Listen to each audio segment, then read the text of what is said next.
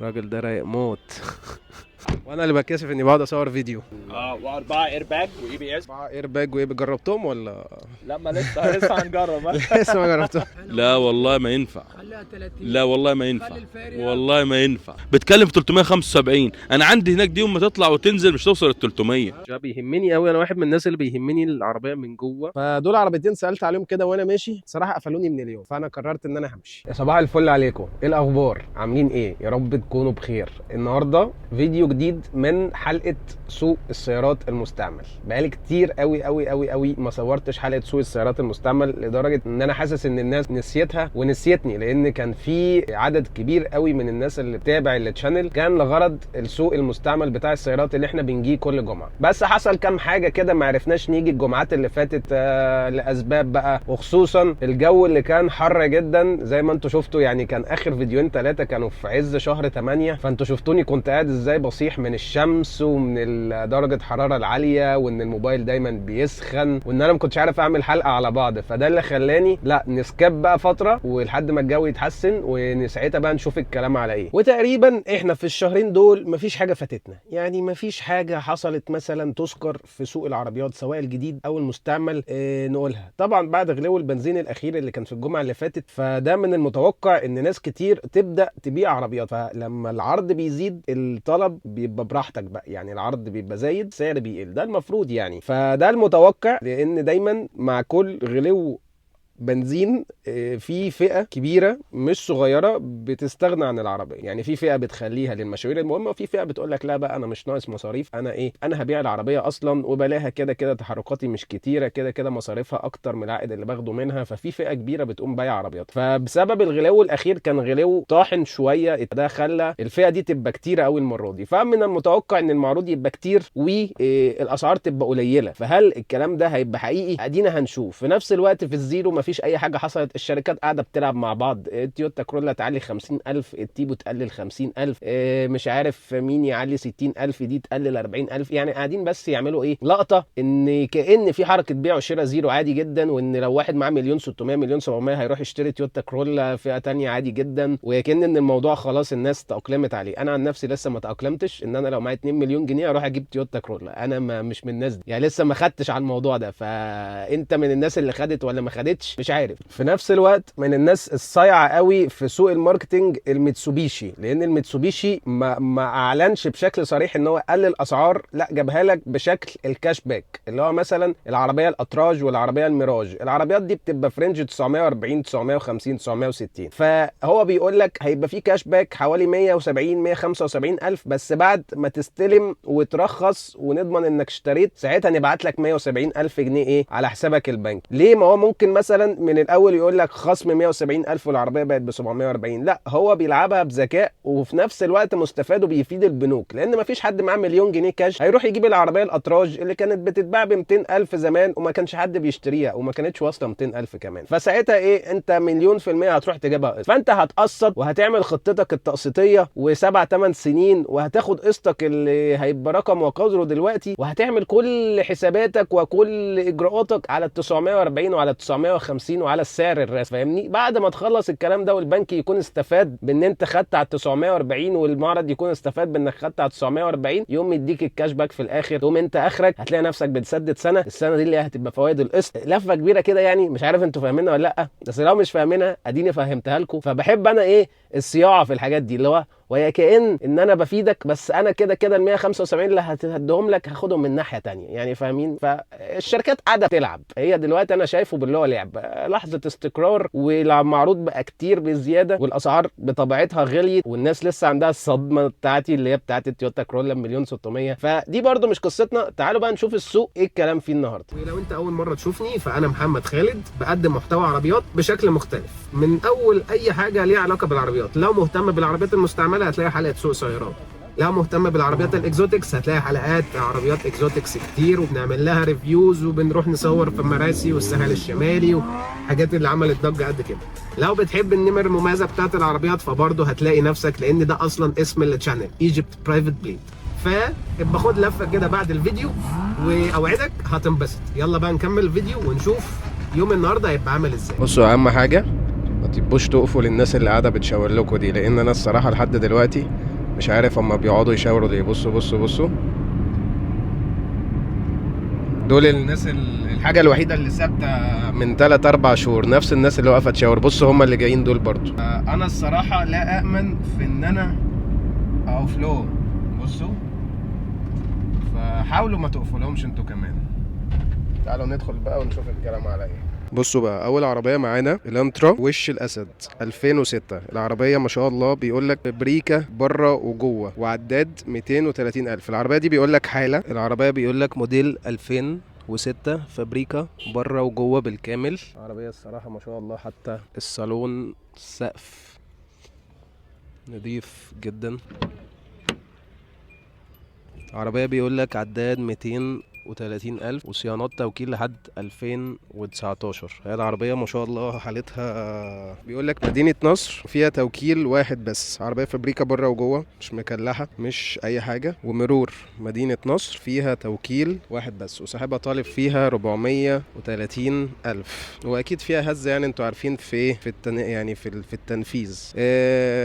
يمكن سعرها عالي شوية، بس هي فعليا واقفه قدامي حاله. عايزين ناخد رقمه بقى. رحت فين؟ رقمك بقى فين يا معلم؟ 0100 77 50 848. الانترا 2006 وش الاسد فابريكا بره وجوه بالكامل، مرور مدينه نصر. بصوا بقى، تاني عربيه معانا اودي 96 قلت لي صح؟ 96 A4. انت كده الصوت دي عربية اودي A4 B5 موديل 96. قطع غيارها هي قطع غيار الباسات البي 5 متوفرة في الحرفيين يعني، وقطع غيارها مش غالية خالص، قطع غيارها رخيصة. العربية من اولها لاخرها تعالى بقى فابريكا. نتفرج عليها بقى. العربيه بيقول لك فابريكا دواخل بالكامل، ما عدا في ما عدا. خبطة واحدة في الباب اللي ورا على اليمين، اللي هناك الباب اللي هناك بس كده، بس مش مؤثرة على اي حاجة خالص. اوكي. والسقف فابريكا. سقف هو عايز يترش اصلا. عايز بس يترش عشان هو مقشر. اوكي. انت بتقول العربيه دي هو طالب فيها حلو قوي على كونها اودي يعني. هي 96 والصالون نضيف جدا. حتى الفبر ده موجود، الفبر النايس ده موجود معايا دلوقتي، ممكن اركبه عادي. اوكي. بس بشد حاجات في الكهرباء وكده يعني هو الصالون قاعد قاعده حلوه.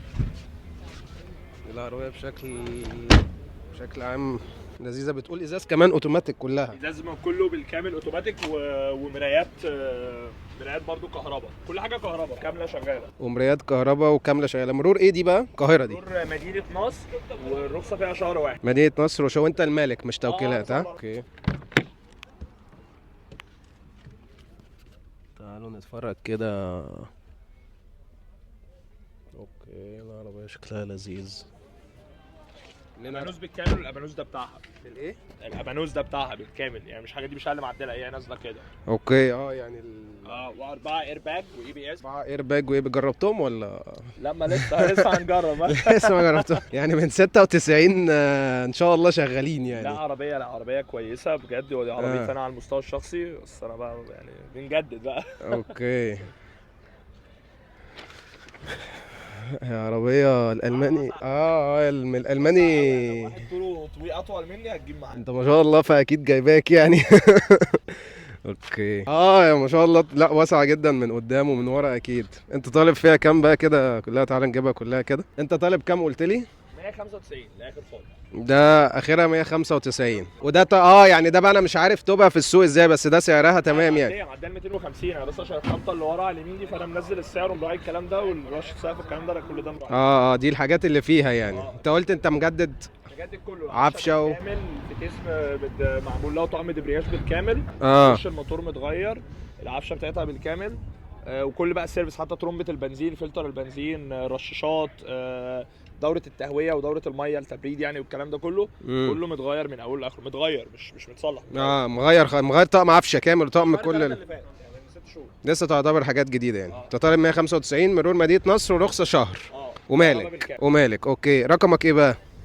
0 3 وحايد. ايوه. 5 3 4 6 5 8 5 5 8 5. اودي A4 B5.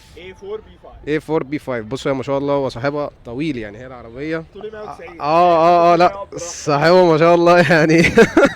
يعني لا العربيه تجيب الاطوال دي يعني. A4 مدينه نصر 96 و 195 الف. تعالوا نشوف اللي بعد. احنا كده معانا بقى ايه؟ كيا سبورتج 2013. يا باشا. قلت لي دي مرور ايه؟ مرور الانطره اسماعيليه. عنترة اسماعيليه. ماشي. العربيه بقى احكي لي عنها شويه، بره جوه. العربيه دي مغيره سقف ومظبوط في المرور، تمام. بصراحه عشان خاطر الزوم ما يجيش ويتعب في قلبه تمام. او يجيب لي واحد معاه. لا، العربيه مغيره سقف ومظبوط في المرور، حوض وارضيه الشنطه الشركه، مكنه وعفشه نمره واحد. كل اللي محتاجاه العربيه فردتين كاوتش، الكاوتش بتاعها شغال. وعشان خاطر راجل محترم ده انا كنت بطلب 700، هطلب النهارده 6.5 عشان راجل العسل اللي بيصور اللايف. والله بجد بضحك يعني. هتشوف اللي ما شفتوش. لا والله ما ينفع. لا والله ما ينفع. والله ما ينفع. والله بعيد. وعشان خاطرك انت يا صاحبي مش هكسف كلمتك، نقسم ال20 بالنص بقى 640 يا عم ولا حاجه. تعالى بص كده يا باشا، عربيه فمي مظبوط على الرخصه، الدنيا تمام. مش هتصرف 10 جنيه لا على عفشه ولا مكنه ولا اي حاجه. العربيه كل اللي محتاجه شويه فينش، تنجيده خفيفه عشان حته القطع الصغير ده، حاجات خفافه كده اهو. تمام يا كبير. العربيه من يعني بسكوته وعايزه ركيب، مش محتاجه بقى تاجر يرزق والكلام دون ونلف وندور حوالين بعضينا. بس والله والله والله والله اختها في السوق النهارده اللي مش مغيره سقف ورشه بره بتعمل 900. اختها بتعمل 900. فيها رخصه قد ايه بقى؟ فيها رخصه سنه و4 شهور. توكيلات. اول توكيل باسمنا. يا باشا. تمام. وعدات؟ عدات 300,000. اصل 300,000. العربيه 2013 بقى لها 10 سنين فمشيت. واللي يقول لك ما مشيتش يقول له ده بتشتغل نفس. 300,000 ده السوق دلوقتي. ده رقم عادي في السوق. هو هي الحياه ماشيه كده. انت عندك حاجه تاني؟ معانا سبورتاج. انت قلت دي طالب فيها كام الاول؟ دي بطلب فيها 650,000 من الاخر. قلت كام؟ ونشيل 10 عشان قلت 30 عشان الفاري ياكل. اللي نفسه يركب سبورتاج العربيه دي من هم مليون و100 ومليون و50. العربيه ده حضرتك يعني مليون و50 ومليون و100 واسال عليها. بس فابريكا يعني بره وجا عشان برضه نقول اللي لنا واللي علينا. فدي طبعا ما هو لو واحد نفسه يركب سبورتاج ومش معاه هيعمل ايه؟ هيجيب حاجه فيها سقف، حاجه فيها عوايم زي دي كده. 36 فاهم؟ 26 ولا ايه؟ لا لا لا لا خلي الفاري ياكل 36 ماشي. كمان ده هي. ده هيخرب الدنيا. ايوه. رقمك ايه بقى يا حاج؟ قول لي انت طالب رقمك ايه بالنسبه للعربيه دي؟ 0100 74 74 18 18 355. 3 ده عشان خاطري يعني ولا ده عشان خاطري؟ 355 ماشي. ده بالنسبه الناس اخرنا 30 عشان الراجل ما يخسرش. خلصانه. اخرنا 30 يا جماعه وتحت امركم. حبيب قلبي. دي السبورتاج ال 2000 وايه 13. معاك ايه تاني بقى؟ مش موجوده هنا، دي موجوده في البيت النهارده. محتاجين ندور يعني من الاخر اللي هنا الاسعار اللي هنا الاسعار اللي عندنا احنا ما تناسبش هنا خالص. اكيد. في فرق هنا بال50,000 زياده. يعني قلبي. بس انا واقف دلوقتي مع الزبون بتفرج على عربيته 2017 دايو شوفورليه لانوس، رشه بره ما عدا السقف، بتكلم في 375. انا عندي هناك دي يوم ما تطلع وتنزل مش توصل ال 300 ابدا، لا يمكن. اتفضل يا عم عاطف. انا شفت فيرنا 2007 هنا بيقول لي بره وجوه بس فيها بعض المرمات وكده، بيطلب كام؟ 310. انا عندي ال 2007 دي ب 230,000 وفي ب 240. وانا يعني كلام قد كلام، لو عايز تجي لنا باذن الله اسمع عليها اجيب لك اللي انت عايزه. ده بالنسبه للسوبرتاج ال 2013. اجدع ناس من اسماعيليه. احلى مسا على الرجاله. صباح الفل يا حاج. احلى مسا. ماشي بقى، ما احنا هنقول الاوبشنز اللي فيها بقى. احنا معانا هي 2000 وكام؟ سوري. اوكي. معانا ام جي زد اس 2021. عربيه بره وجوه بالكامل ما عدا شويه الخرابيش اللي في العربية. تمام. بس هي فابريكا بره وجوه بالكامل. عداد 91,000. تعالوا كده نتفرج عليها من جوه. عداد 91,000. هي العربية بشكل عام حلوة ونضيفة، يعني استعمالها نضيف. هو بيقول لك بره وجوه بالكامل ما فيهاش بويا خالص. وعداد 91,000. وبيقول لك فيها اوبشنز بقى: شنطه كهرباء، تثبيت سرعه، ستارت ستوب انجن، سوبر سبورت. فيها اوبشنز كتير قوي. وهي من المالك، مفيش توكيلات، مرور حلوان، ومن المالك ورخصتها منتهيه. وهو هيجدد لك الرخصه قبل ما تشتريها. اوكي. قلت لي عداد 91,000. تمام. حضرتك طالب فيها كام بقى؟ 150 ان شاء الله. 1,150,000. تمام. رقم حضرتك؟ 015 015 3 صفار 6 8 747 7 4 7. الام جي زد اس 91,000 كيلو فابريكا بالكامل. بصوا بقى معانا فيرنا 2015، فيرنا 2015 عربية مرور الفيوم. بصوا النمرة أول حرف فعشان كده مرور الفيوم. العربية طب تعالى كده عشان أنا نسيت نص الحاجة. هي عداد كام؟ عداد 300,000 قلت لي بره وجوه، فيها أي مرمات، النارة اللي في الكبوت قدام تمام، ومانيوال، وقلت لي كاملة بقى اللي هو فيها غاز كمان صح؟ غاز، طقم جنط، وإزاز كهرباء للأربع أبواب. تعالوا نتفرج كده عليها من جوه نشوف الدنيا عامله ايه. ده بيهمني قوي، انا واحد من الناس اللي بيهمني العربيه من جوه، لان هو ده اللي انا شايفه. يعني ممكن من بره تبقى مكلحه ومخربشه وبتاع ومش عارف ايه، مش مشكله، بس من جوه هو ده اللي انا قاعد فيه. فعشان كده دايما بيهمني ايه، حته ان انا اشوف العربيه من جوه. عده صوت وسماعات بيونير، يقول لك فيها عده صوت وسماعات بيونير، وده العداد 300,000 مرور الفيوم، وفيها توكيلين تمام. تعالوا نتفرج على الكبوت. الراجل فتح الكبوت، يعني معناه ان هو واثق من اي حاجه ومن كل حاجه، ومديها غسله للكبوت الصراحه، غسله موت يعني. تمام، دي فيرنا 2015 ماشي. تطالب فيها كام بقى زعيم؟ 340 فايده، 325 فايده، يعني الناحيه بتاعتها خالص. اوكي، رقمك كام بقى؟ 011 00 29 41 80 لفيرنا 2015 مرور الفيوم. بصوا بقى معانا عربيه جديده، انا ما صورتهاش قبل كده، ما بشوفهاش في السوق كتير، وهي مش منتشره قوي. تويوتا رش 2000 وكام قلت لي؟ 20 كام؟ 2021 تويوتا رش 2021 مرور المعادي ومن المالك. يعني حاجه ان معظم عربيات النهارده من المالك مباشره تمام. العربيه دي هو تقريبا مغير لها جنط، لان الشنط بتاعها بيبقى اصغر عليها من جوه. زي ما قلت لكم انا عربيه من جوه هي دي اللي بتشدني. يعني بصوا مثلا الشاشه اللي قدام مكسوره اللي هي السكرين، بس يعني عربيه حالتها من جوه متوسطه. ده الفرش، فاهم؟ فرش. وعداد كام قلت لي معلش؟ عداد 87,000 تمام. يعني بصوا عربية حالتها من جوه مش أحسن حاجة قوي. عربية رشاق، حزام ما عدا كبوت وسقف، ومرور المعادي ومن المالك، وفيها رخصة لحد شهر 4 الجاي.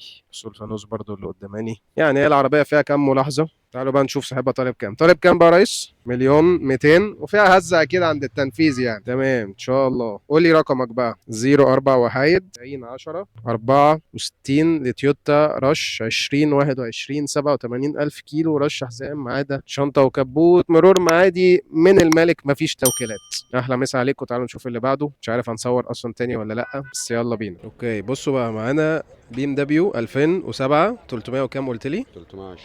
320 دي متسقط لها سيستم 320 صح؟ اوكي تعال نصور من ورا الراجل ايه.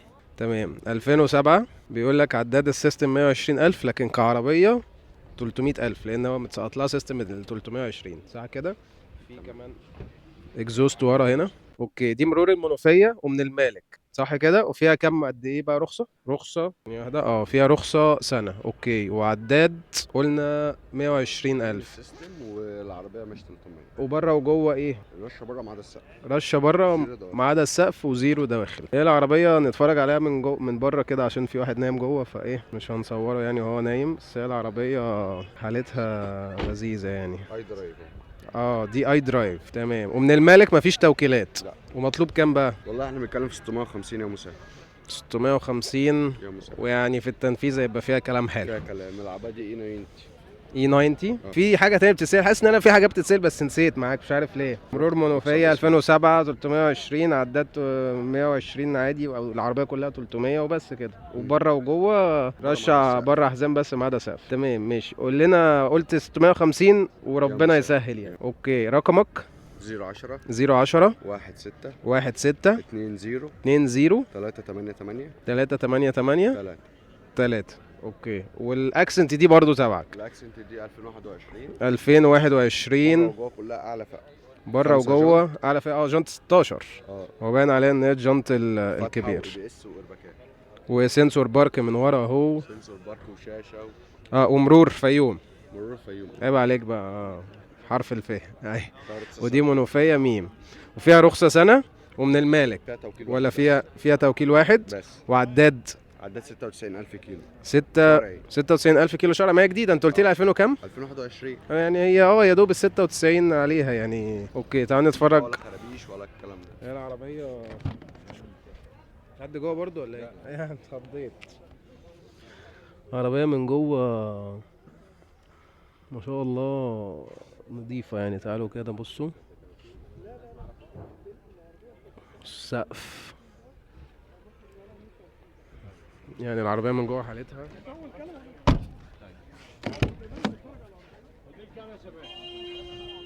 عربية من جوه حالتها لا نظيفة نظيفة نظيفة. بيهمني اوي الموضوع ده زي ما قلت لكم. فلا الحالة نظيفة. اوتوماتيك طبعا اعلى فئة، والجنط ال 16 لو مش اعلى فئة الجنط هيبقى اصغر من كده، بيبقى 15. بيبقى شكله بيبقى طاسه.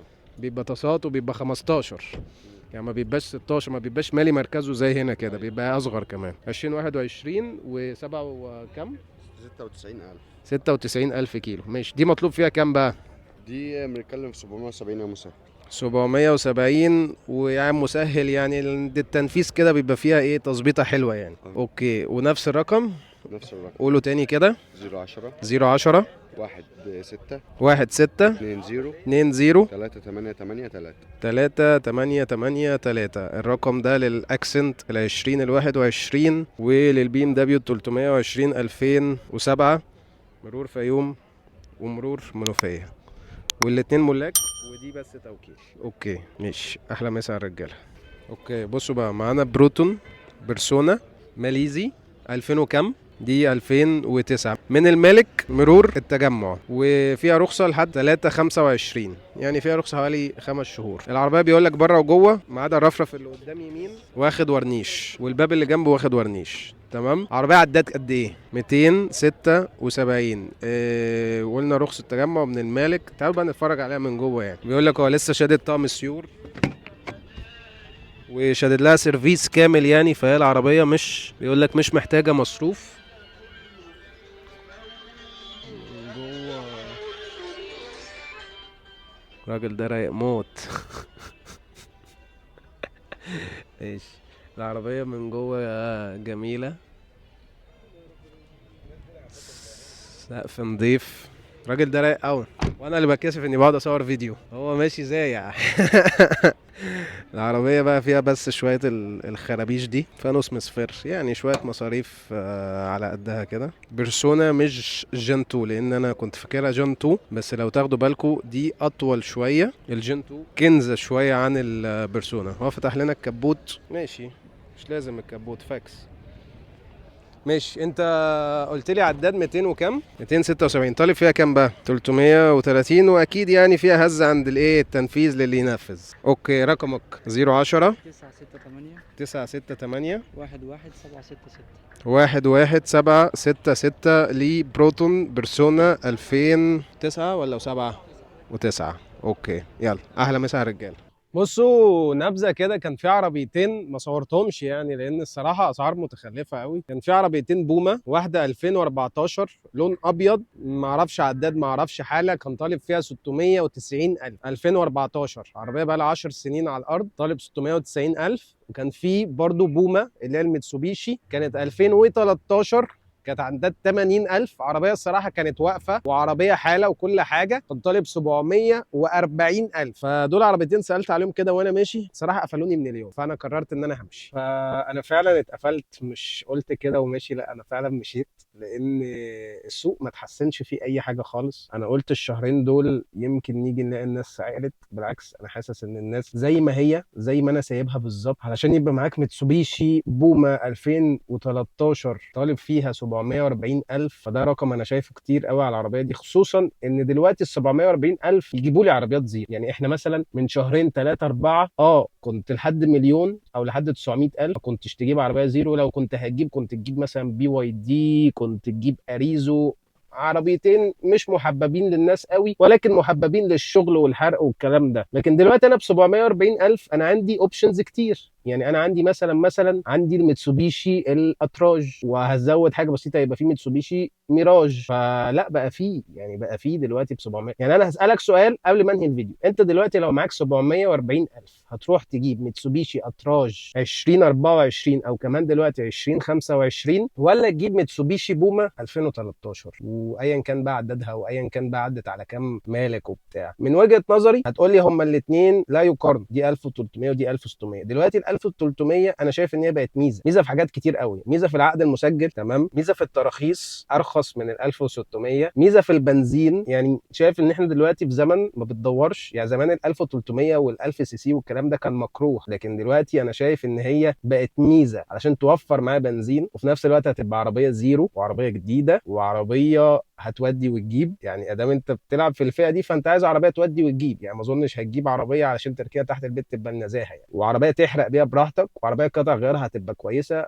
ومش عارف انا الصراحه اما شفت سعر الميتسوبيشي البوما انا عرفت ان السوق مش هيتغير وهيفضل زي ما هو. وانت دلوقتي زمان كنا بنقول 90% تجار، النهارده انا اكتشفت ان 95% تجار او 99% تجار كمان، تجار ماسكه في سعر بطريقه بتخلي المالك، انا واحد معايا ميتسوبيشي بوما جاي ابيعها ومرتضي ب 50، لما بشوف الكلام ده لا انا طالب مرتضي ب 500 سوري، لا لما بشوف الكلام ده انا هطلب 650 700. ما التاجر كده كده هيكسب، اشمعنى انا ما اكسبش؟ هو ده اللي مخلي سوق العربيات المستعمل عالي. وعايز اوصل لكم نقطه، دلوقتي بقى في زيرو كتير بالاسعار دي، فاهمين؟ في العربيه برضو الجديده اللي هي طالعه اسمها رينو تاليان 1000 سي سي، بس عربيه سيدان وب 740 كاش واسمها زيرو و2025. هي اي نعم 1000 سي سي على العربيه سيدان، بس معلش اسمها زيرو اسمها رينو، وشبه الميجان كده بس اصغر شويه من ورا. فمش عارف الصراحه الناس بتاعت السوق بتعمل ايه في السوق وبتعمل ايه في المستعمل. بس زي ما قلت لكم انا سمعت السعرين اللي في الاخر دول، بدل ما كنت هكمل تصوير انا قلت انا ماشي يعني، وفي الاغلب مش هصور سوق سيارات جاي بعد كده. يعني انا بحاول افيدكم معايا، بحاول اديكم وعي كده، اديكم فكره، فعشان كده تلاقوني باجي بخطف يوم كل فتره.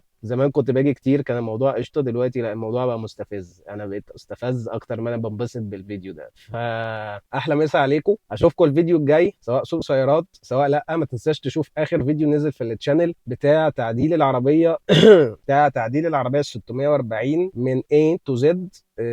زي ما قلت لكم اول مره اشوفني، انا محمد خالد بقدم محتوى عن العربيات بشكل عام. خش خد لك لفه. خلاص لو وصلت لحد اخر الفيديو ده قول لي ايه رايك في الفيديو، وقول لي حابب تشوف ايه الفتره اللي جايه، وقول لي نصيحه ممكن حد يشوفها. يعني اكتب لي كده في كومنت نصيحه عن السوق في مصر بتاع العربيات سواء مستعمل او زيرو، اكتب نصيحه يمكن تتشاف وحد يعمل بيها يعني. لكن اللي انا شفته النهارده في السوق ده عبث الصراحه. احلى مسا عليكم، اشوفكم الفيديو اللي جاي، سلام. لو حابب تشارك في كواليس الحلقات دي وتشارك في الافكار، ما تنساش تعمل لي فولو على الانستجرام، فولو على التيك توك، وفولو على الفيسبوك، وفولو على اليوتيوب طبعا مكان ما انت بتتفرج على الفيديو، وفولو على اكونتي الشخصي. واخيرا وليس اخيرا ما تنساش تعمل سبسكرايب على الشانل بتاعتنا على الواتساب، هحط لك اللينك بتاعها في الكومنتات وفي البايو، ودي اكتر حاجه انا اكتف عليها وباخد رايكم فيها باستمرار. لو حابب تشاركني في اي حاجه اوفلاين خش ابعت لي رساله وتعالى نحكي مع بعض فيها، او لو انت عندك معرض عربيات حابب ان احنا نصوره برضو خش ابعت لي رساله. لو عايز تشاركني في اي حاجه اوفلاين تبقى بيني وبينك انا بس، خش ابعت لي رساله على الانستجرام، انا 24 ساعه هتلاقيني هناك. اشوفكم الفيديو الجاي، سلام.